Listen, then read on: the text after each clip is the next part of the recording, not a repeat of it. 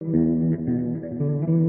all misbehave sometimes. Wanna change the world, indulge in some bad behavior.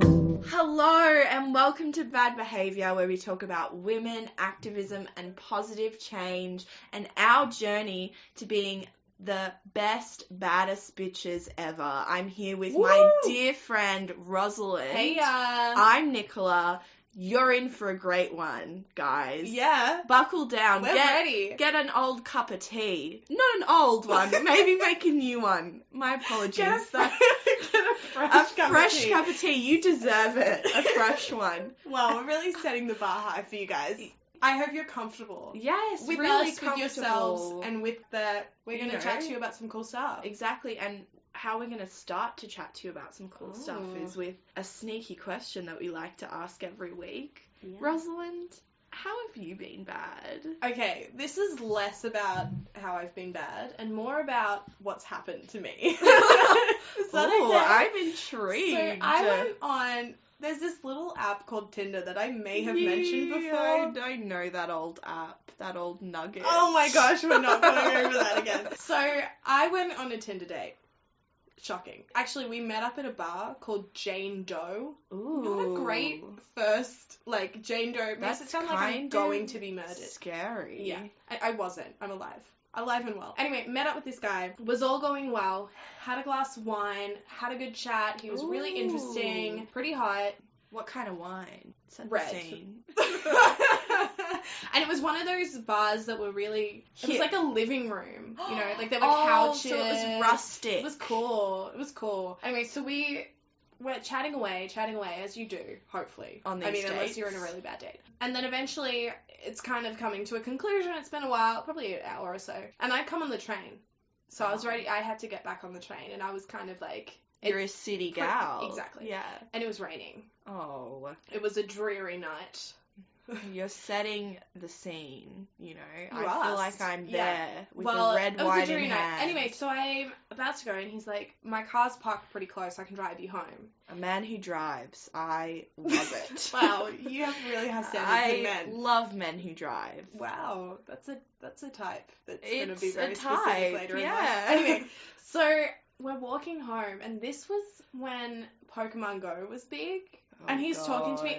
Look, Pokemon Go had come up in conversation. We'd moved on because I don't care about Pokemon Go. I'm going to be honest. Wasn't my cup of tea.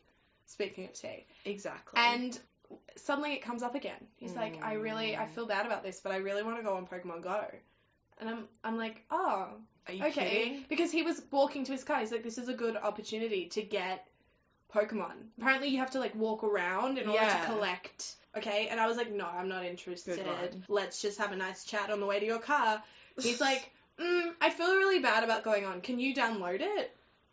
He made me download Pokemon Go onto my phone and taught me how to play it on the way, just so that he could collect Pokemon. And I'm standing there going, I don't really know how to play this app because I, let's be honest, wasn't interested in learning. He got me to download Pokemon Go. Using up your space on your phone. That wasn't really the issue, to be honest. It was more the fact that it happened, and I thought, it's pretty funny. You? Who is this boy? Look, he was a nice boy. Is that a new trick that boys do? They download apps on your phone to get you to like them? Like, you're addicted to Pokemon Go like me now, and I gave that to you. We should be together lovers. Forever. Yeah. I don't like it. Is that what I'm missing?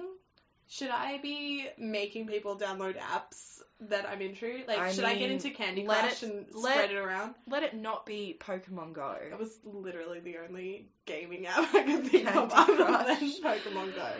Oh, honestly, just let's move past this whole making people download apps onto It's a huge thing, isn't it? Just huge. It's the hot new thing. No, it's not, which is why it's so stupid that this boy thought it was appropriate. Isn't that so funny?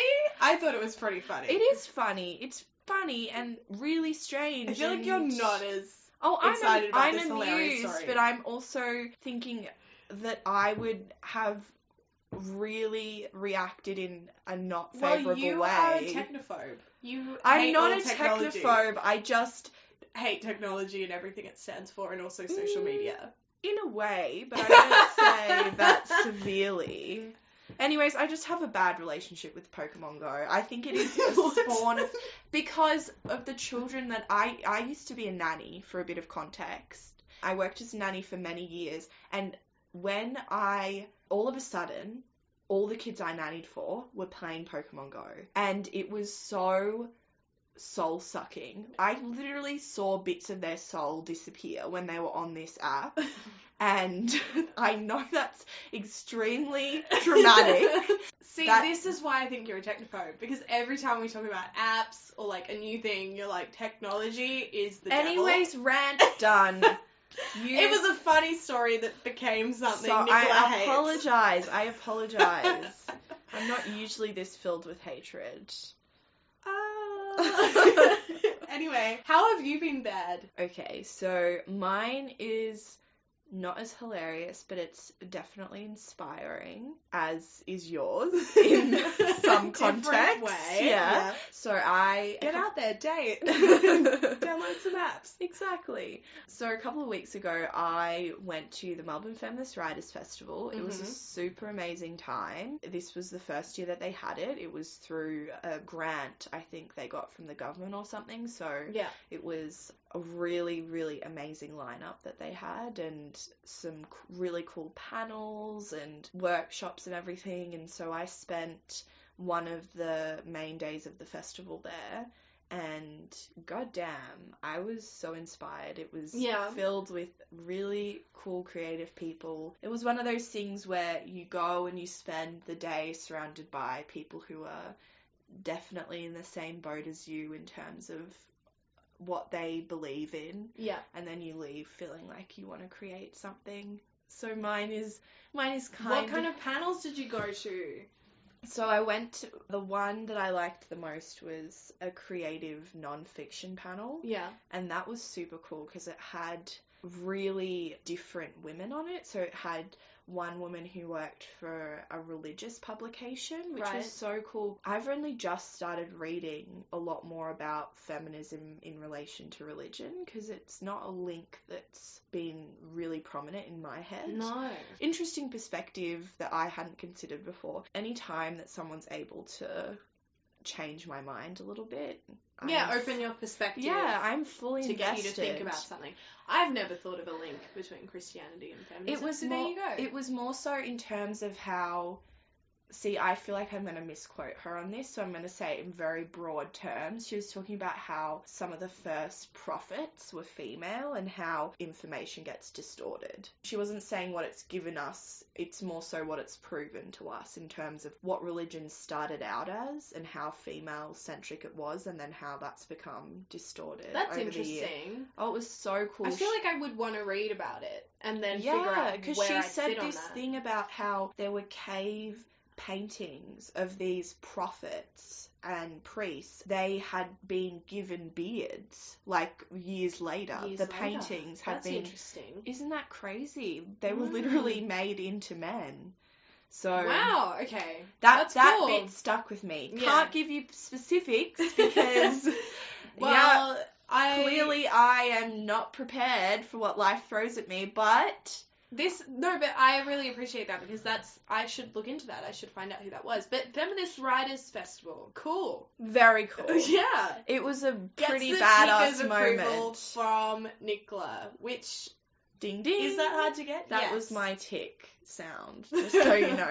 Ding ding ding. Yeah, let's bring that in. Anyways, so we have a really cool... I am so excited. Okay, I am so excited about the topic today, and I will be honest, Nicola was not as excited about the topic today. Yeah. Because we are talking about female gamers, and I play video games. I love video games so much. I think they are so super cool. They are an art form. They are great fun. I love them. Nicola does not play video games and is not quite as sold on the whole... We were talking about you being a technophobe before, so... Yeah, I mean, I don't think it's as severe as you make it out to be, Miss Dramatic. Like, I just have never, I grew up without video games ever being in my life. I find them really frustrating to play now. It's not that I don't like them, it's just that I don't know how to play them, and I am not really willing to learn. I'm shockingly bad at video games. But, because I grew up watching my brother play video games. See. And that was kind of how I got into it. And so when I played, it was like, I played Nintendo and I'd play like Mario Kart or something, and he'd be helping us, and it was cute. I love video games. At the moment, I'm playing a really cool video game called Horizon Zero Dawn, which is beautiful. It's kind of post-apocalyptic. You're set in this tribe, and there are these sort of animals that are made who are robots, and you're trying to figure out some kind of plot behind that about who's controlling various things, and it's really cool. And the thing I love about it is that the main character is a woman. She wears weather-appropriate clothing. Woo! Yes. And it's also really diverse. I'm going to be talking about Anita Sarkeesian. She is a media critic. She's a feminist. She is a blogger and a public speaker, and she's really cool. So she founded Feminist Frequency, which is a really cool website that hosts videos and commentary about women in popular culture and how they're portrayed in popular culture. She's spoken on TED Talks, XOXO Festival. She's spoken at the United Nations Broadband Working Group on Gender and the Colbert Report.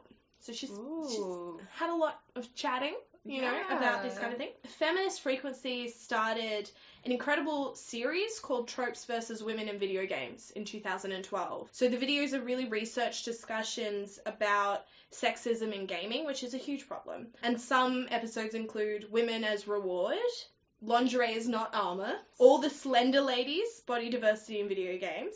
So that's 3 pretty good titles. So there's 3 seasons, and it's really fucking cool. It's a really cool series. Had you watched these videos I before? had only seen, I think I'd seen 1 or 2. I hadn't seen the whole series. Oh, cool. But I did know about it. I did know about this series. And they're really cool. So the thing that I did know more about was the controversy around that series. So in 2012, she decided to start a Kickstarter.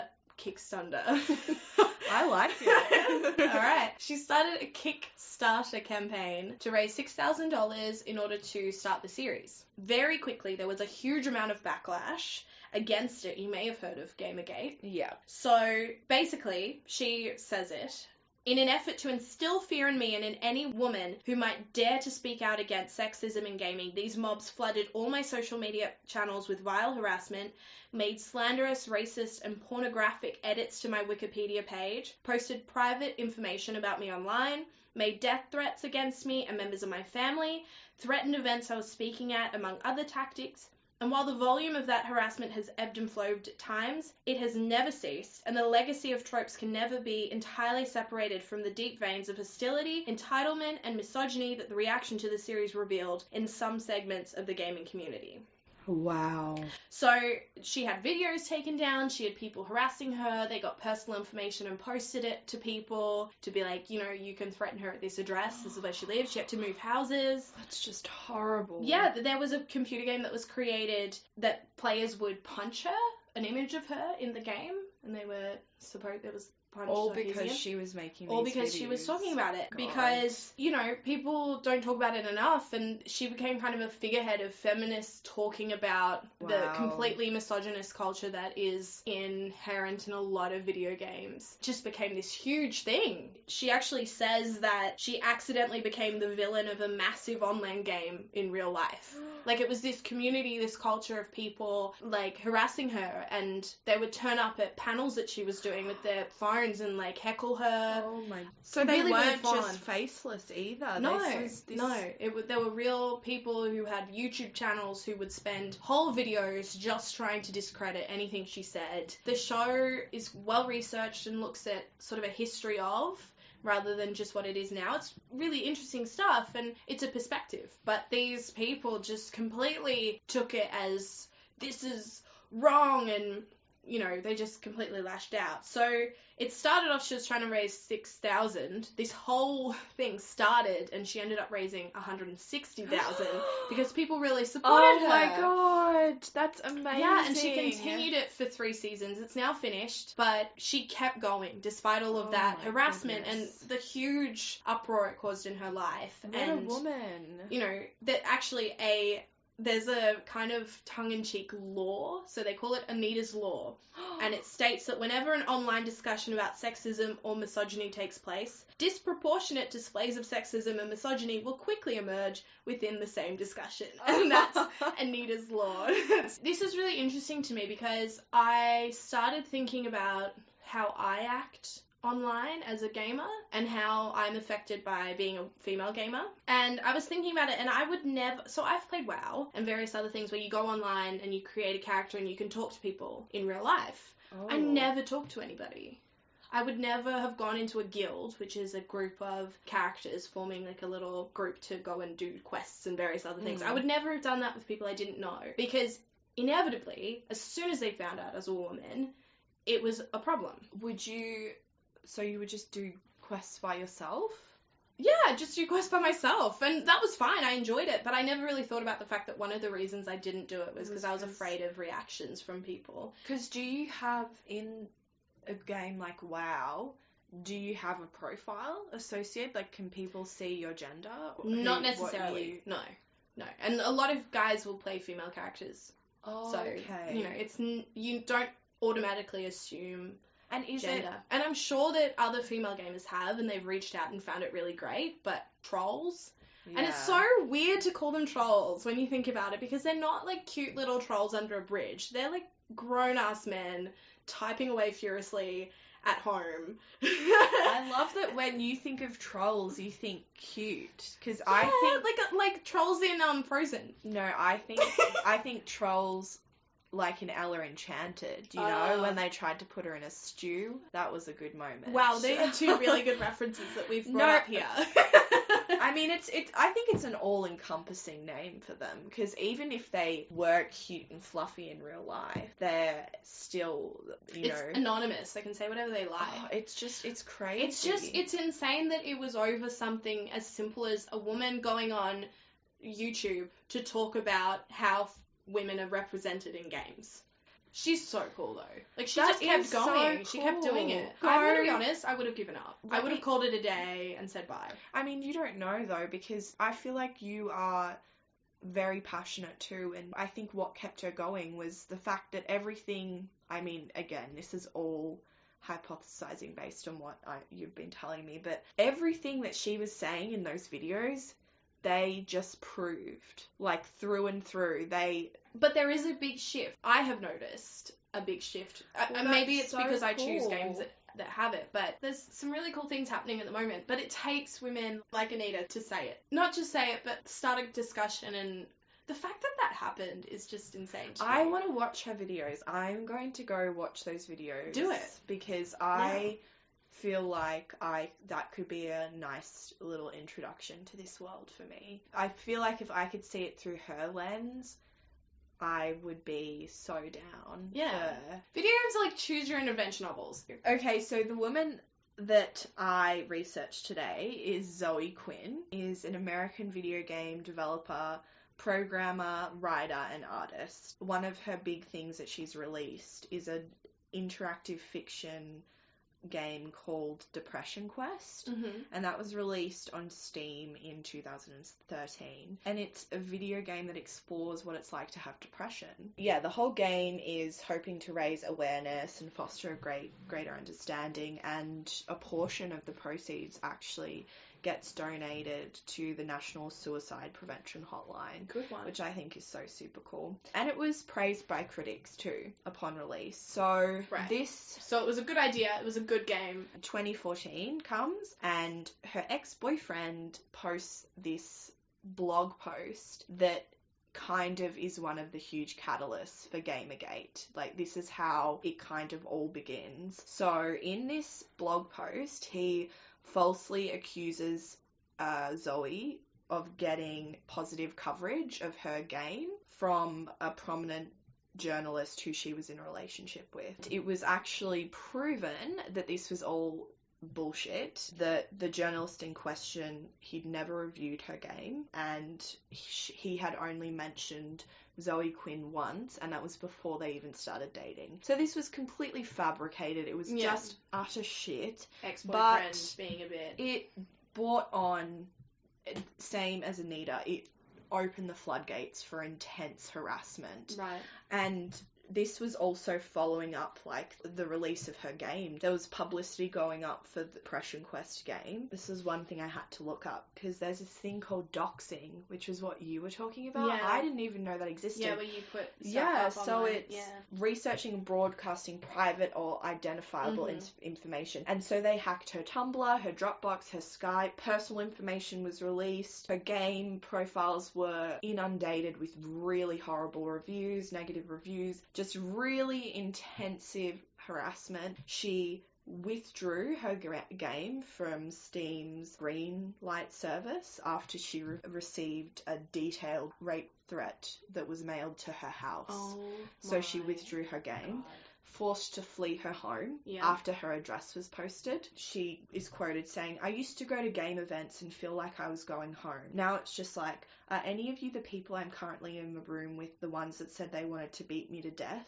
Despite all this shit, you know, this woman has thrived in spite of it all. She actually spoke at United Nations with your woman. Oh my god! They were at her UN talk. She urged for tech companies to provide proper moderation and terms of service which protect marginalized groups. So she actually highlighted that, and she also raised concerns about providing better protection for transgender women and victims of domestic violence on the internet. Yeah. So... Well, it's true. We don't have any protection, really. It's the same reason, like, people feel that they can say and do anything on the internet, because they're a faceless profile somewhere on some forum that they're on. And a lot of different forums have ways of reporting abusive messages and things like that. But you know, the bigger they are, it's so hard to moderate. The fact that both of these women were able to experience that firsthand, probably since the first moments that they decided to dedicate themselves to gaming. I'm sure they experienced sexism in some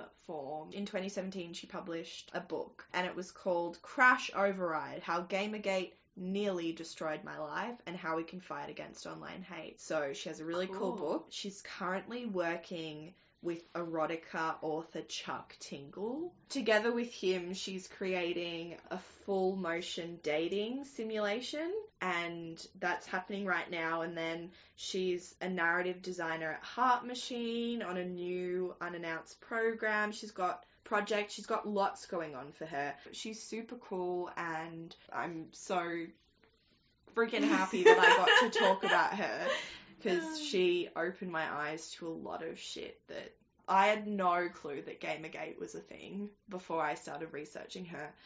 You know, I think it's like the anonymous thing. That's what got me, was that not every single one of these people who became a part of this kind of a movement thing that was going on. Well, people were just anonymous to attach people. Their name to it too. It was so blatant.